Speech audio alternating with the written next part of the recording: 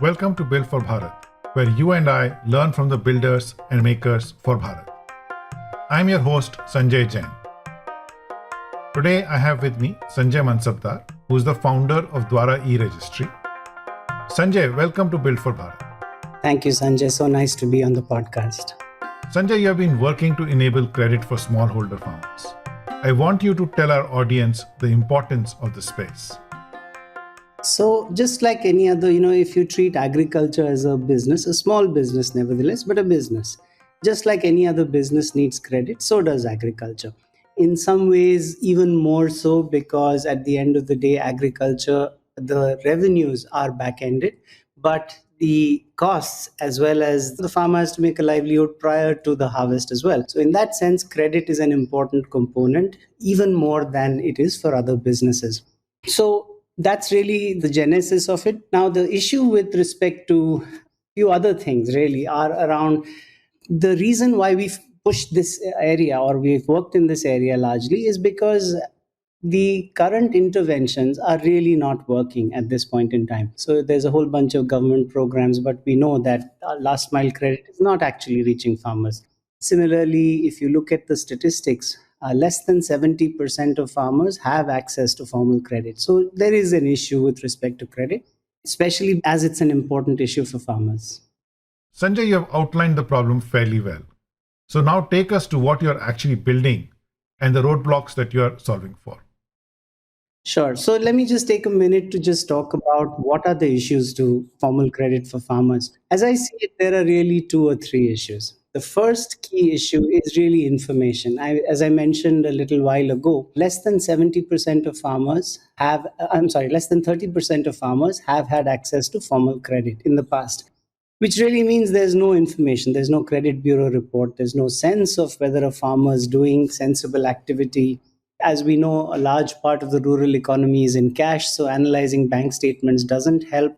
So this information asymmetry is really a large stumbling block, and that has led to essentially the government being the first financer and the last financer, in addition to, of course, the local money lender and dealers.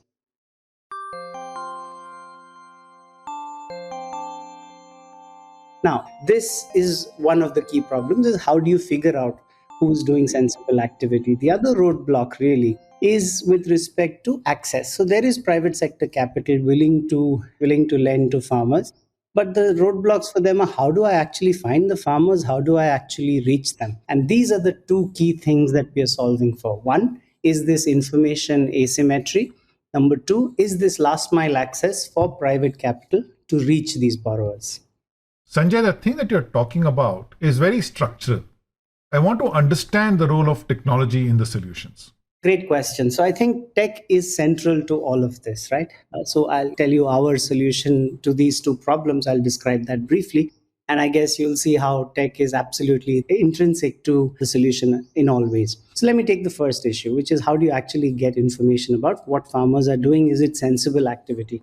Is this important? Of course it is. This is what decides whether a lender wants to lend or doesn't want to lend.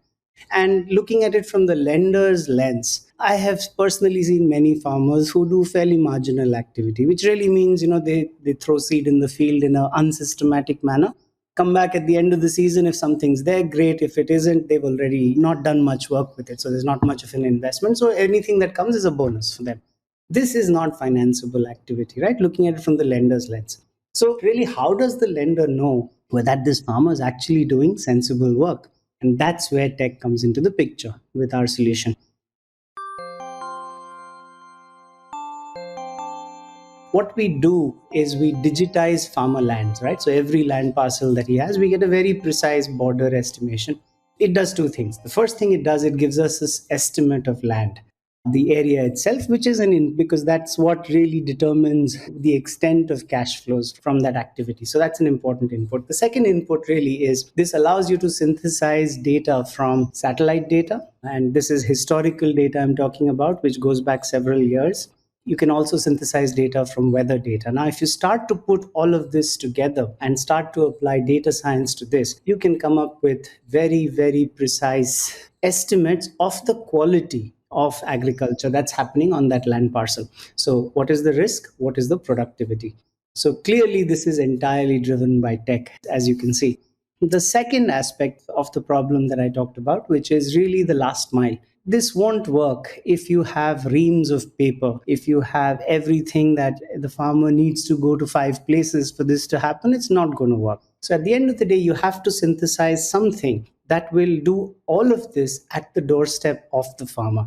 And that's really what we've done. That's what our fintech stack does. It's entirely electronic. It can be done at the farmer's doorstep. Everything can be done electronically, no paper needed anywhere. So whether it's KYC, whether it's document signing, whether it's even collections, right? All of this is done digitally. Having said that, cash payments do occur. But again, like I said, that is part of the last mile that we've built. So we've got the Krishak Sathis, we've got the tech. Together, they enable this. So all of this is again possible with a large tech intervention. This is wonderful to hear. Thank you for all the work that you're doing in this space. What it looks to me is that you've been able to take technology and package it in a way so that a lot of this happens on the server side. You're then able to provide the right information to potential lenders so that the information asymmetry can be overcome. Plus, having a local on the field also helps to bridge it from the perspective of access. Together, this should help us as a country because you're now going to be enabling farmers to do better.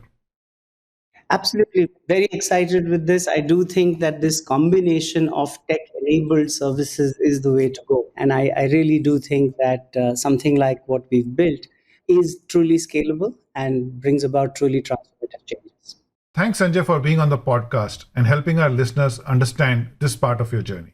Thank you for having me. It was a pleasure.